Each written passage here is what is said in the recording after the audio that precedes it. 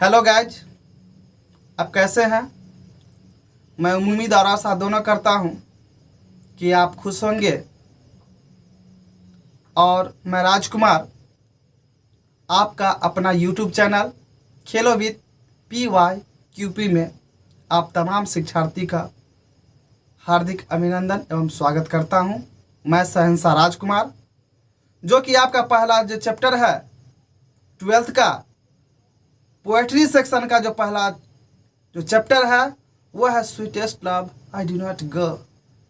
मेरी प्यारी महबूबा या मेरी प्रियात्मा मैं नहीं जाता हूँ। ये आपका ये चैप्टर है जो कि जॉन डन के द्वारा जो है लिखा गया है। इनका जो है जन्म हुआ है, इनका बॉर्न जो हुआ है वो 1572 में, और इनका मृत्यु जो हुआ है सो 1631 ईस्वी में हुआ है। चलते हैं हम जॉन डन के बारे में। तो जॉन डन एक मेटाफिजिकल पोएट थे। John Donne was a metaphysical poet, मतलब इसका हिंदी हो गया, जो जॉन डन जी जो थे वो एक आध्यात्मिक कवि थे। मेटाफिजिकल का हिंदी होता है आध्यात्मिक, आध्यात्मिक कवि थे। इनका जो है born in London into A prosperous Roman Catholic family when England was anti Catholic. इसका हिंदी ये होता है, जो इनका जन्म जो है लंदन में हुआ था। एक धनी मनी, प्रॉस्पेरस का हिंदी होता है धनी मनी, एक धनी मनी रोमन कैथोलिक परिवार में इनका जन्म हुआ था।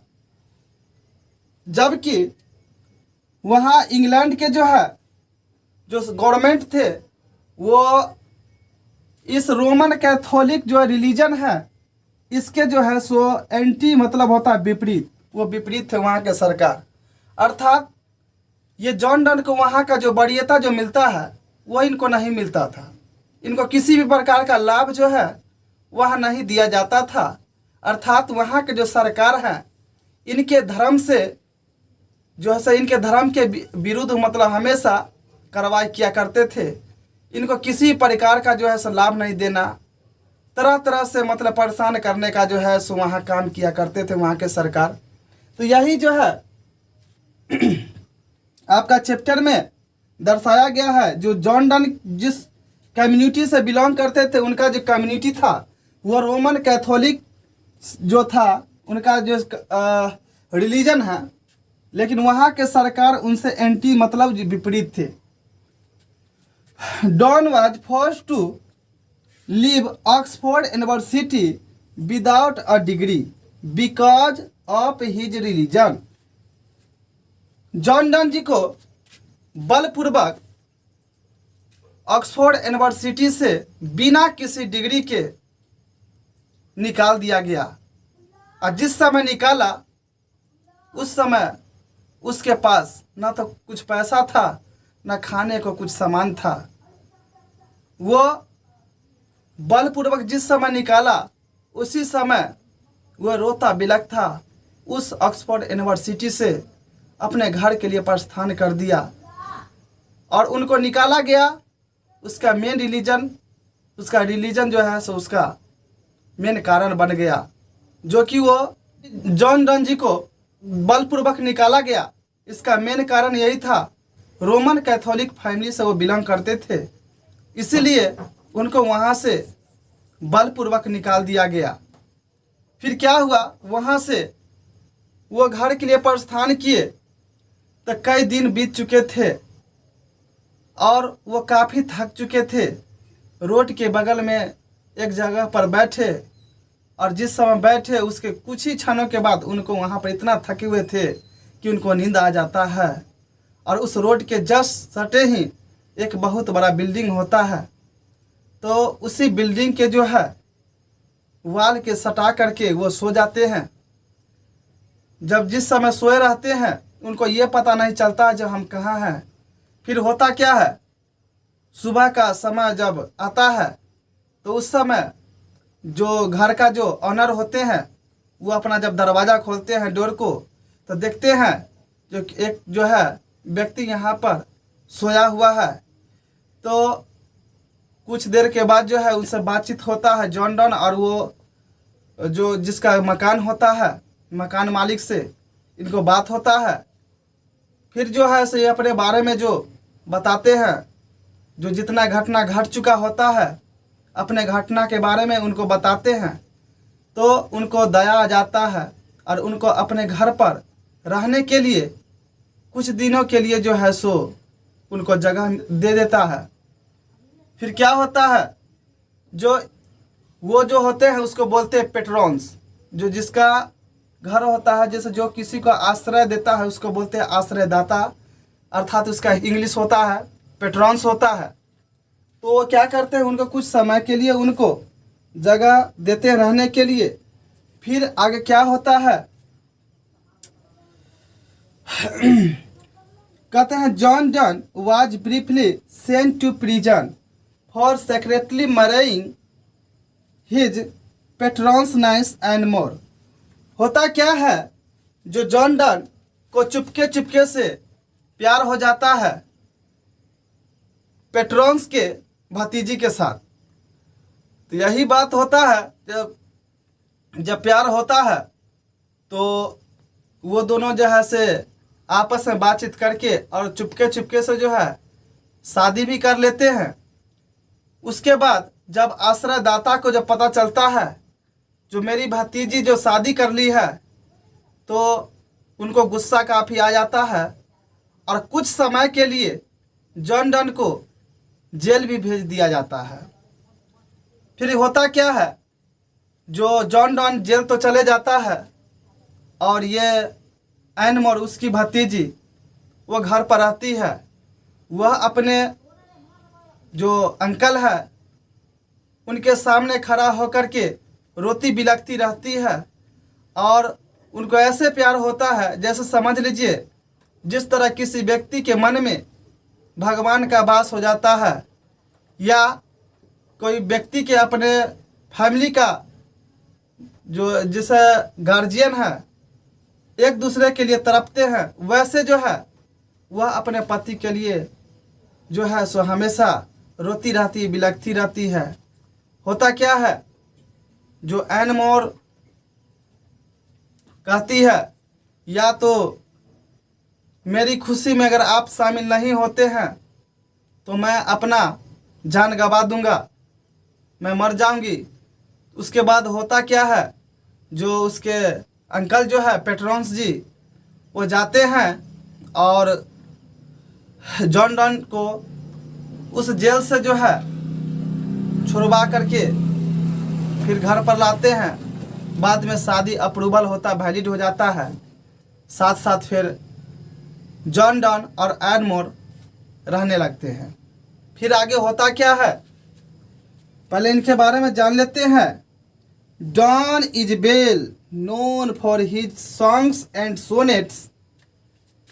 जॉन डन जी जो है जाने मानने लगे, इसका मेन कारण यही था, जो सॉन्ग्स और सोनेट जो है सो काफ़ी लिखा करते थे। सोनेट का अर्थ होता है जिस कविता में 14 पंक्ति हो, अर्थात 14 पंक्तियों वाली कविता को सोनेट कहा जाता है। इसमें 14 लाइन्स होते हैं। उसके बाद जॉन डन जी सटायर भी लिखे हैं, अलगिज भी लिखे हैं। सटायर का हिंदी होता है परहसन, अलगिज का मतलब होता है शोकगीत, और सरमोन्स भी लिखा करते थे जिसका हिंदी होता है प्रवचन। तो ये इन सब चीज़ को लिखने के कारण ये काफ़ी प्रसिद्ध हो गए। यही इनका प्रसिद्ध होने का मूल मंत्र ऑफ द चैप्टर। इस चैप्टर का विषय क्या है, यह चैप्टर लिखा गया है तो इसका मेन कारण क्या है, इसके बारे में हम चलते हैं। Sweetest love I do not go was written by John Donne. मेरी प्यारी महबूबा या मेरी प्रियात्मा मैं नहीं जाता हूँ, इस चैप्टर को लिखने वाले व्यक्ति जॉन डन जी हैं। फॉर हिज वाइफ, और यह जो कविता जो लिखे हैं यह अपनी पत्नी के लिए लिखे हैं, एन मोर। उनकी जो है जॉन डन के पत्नी का नाम जो है सो एंड मोर है। जॉन डन जी जो ये चैप्टर लिखे हैं वह अपनी पत्नी के लिए ही लिखे हैं। इन द पोयम, इस कविता में Donne is preparing to go on a journey. इस कविता में जॉन डन जी तैयार हो रहे हैं। तो तैयार हो रहे हैं तो इसका मेन कारण यही है कि उनको यात्रा पर जाना है, इसलिए वो तैयार हो रहे हैं। But his wife is afraid. लेकिन उसके क्या है, जो पत्नी जो है डरी हुई है।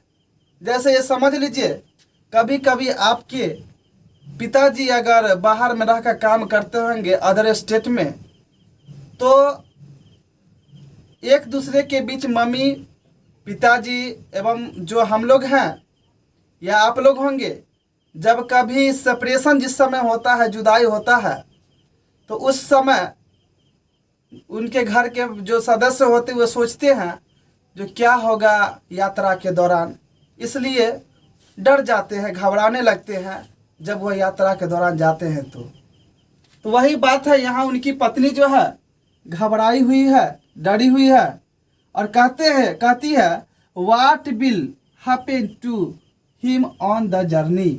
मतलब यात्रा के दौरान क्या होगा, मतलब वो डर करके वो सोच रही है और बिलख भी रही है।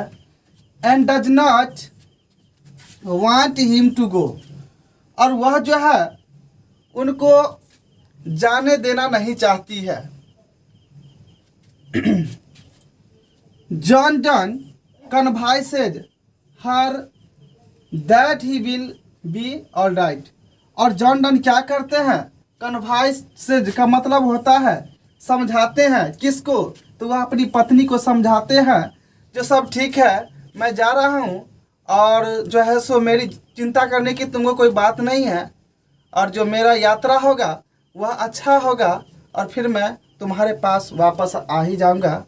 इसके लिए मेरी प्रियात्मा या मेरी प्यारी महबूबा, तुम्हें चिंता करने की कोई ज़रूरत नहीं है। तो चलते हैं, यही थीम ऑफ द चैप्टर, यही चैप्टर का विषय था। अब चलते हैं हम चैप्टर की ओर। तो आ जाते हैं फिर पोयम की तरफ। कहते हैं sweetest love I do not go has been composed by John Donne. मेरी प्यारी महबूबा या मेरी प्रिय आत्मा, मैं नहीं जाता हूँ, इसको रचना करने वाले व्यक्ति जो है सर जॉन डन जी हैं। फिर आगे, it is a very beautiful and wonderful poem. यह बहुत ही सुंदर तथा अद्भुत कविता है। फिर आगे क्या कहते हैं John Donne ji, in this poem the poet tells about his love. इस कविता में कवि अपने प्यार का इजहार करते हैं। Here the poet tells his beloved that he is not going away from her. यहाँ कवि अपने प्रियात्मा से कहते हैं कि मेरी प्यारी महबूबा या मेरी प्रियात्मा मैं तुमसे दूर नहीं जा रहा हूँ। और फिर आगे क्या कहते हैं, It does not mean that he is tired of his love or he is going to find a better love. वह कहते हैं कि इसका अर्थ यह नहीं है कि मैं तुम्हारे प्यार से थक गया हूँ और मैं या बेहतर प्यार पाने के लिए मैं जा रहा हूँ, ऐसी कोई बात नहीं है मेरी प्यारी महबूबा। और ये कौन कहते हैं, तो ये जॉन डन कहते हैं। और किससे कहते हैं, तो अपनी वाइफ से कहते हैं, जो कि उनकी वाइफ है एंड मोर। फिर आगे क्या कहते हैं, ही डज नॉट होप, उसे उम्मीद नहीं है, दैट मतलब कि the world can show him a fitter love than his beloved. उसे उम्मीद नहीं है कि उनको जो है दुनिया अधिक प्यार दे। किन की अपेक्षा, तो उनकी पत्नी जो एन मोर है उनकी अपेक्षा कभी दुनिया उसे प्यार नहीं दे सकता है। तो यही अपने प्यार का इजहार करते हैं। और फिर अगला पंक्ति में क्या कहते हैं, he knows that he will die one day because death is sure but he wants to be happy. वह जानते हैं कि he will die one day, मरना एक दिन होगा। जिंदगी निश्चित है या नहीं ये तो मैं नहीं जानता हूँ, लेकिन मरना सबको एक दिन है, ये दुनिया जानता है। इसी पर मैं एक थॉट के माध्यम से बताना चाहता हूँ कि मंजिल तो तेरी यही थी, मंजिल तो तेरी यही थी, बस बीत गई आते आते, तुझे तो अपने ने ही जला दिया बस शमशान घर में जाते जाते। तो फिर मुझे अगला पंक्ति चुपके से कह रहा है, शहंशाह तू मुझे देखो। और जो जॉन डन क्या कहता अपनी प्रियात्मा के बारे में, उनके बारे में थोड़ा दुनिया वालों को भी बताओ मेरे बारे में। तो फिर चलते हैं आगे, क्या कहते हैं?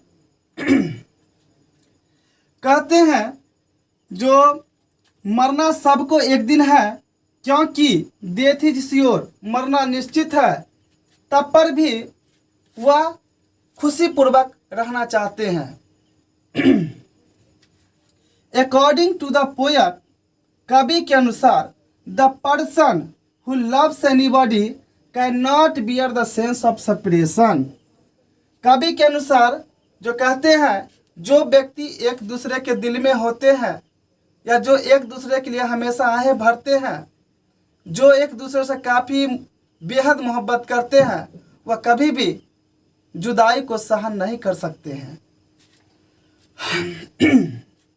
He gives the example of the sun and feels that he can travel speedier than the sun.